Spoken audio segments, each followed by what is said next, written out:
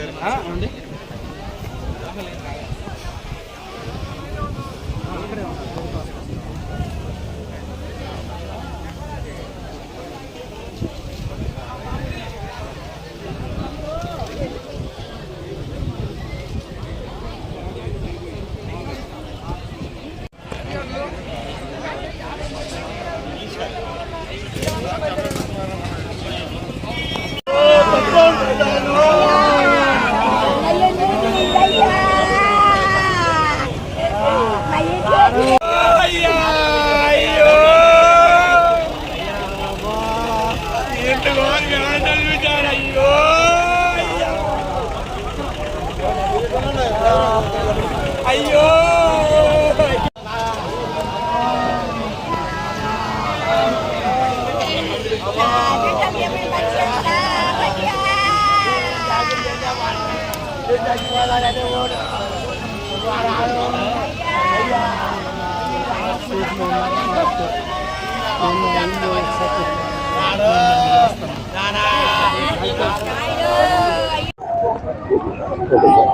ఈరోజు ఒక అరగంట క్రితం కర్లపాలెం మండలం దమ్మనవారిపాలెంలో ఒక దురదృష్టకరమైనటువంటి ట్రాక్టర్ ప్రమాదంలో ముగ్గురు వ్యక్తులు చనిపోవడం జరిగింది. వీరు నగరం మండలం గట్టువారిపాలెం నుండి కాకుమాను మండలం కొండపాటూరు పోలేరమ్మ గుడికి దర్శనం మొక్కులు తీర్చుకోవడం నిమిత్తం ఒక 18 మంది కలిసి ట్రాక్టర్లో ప్రయాణం చేయడం జరిగింది.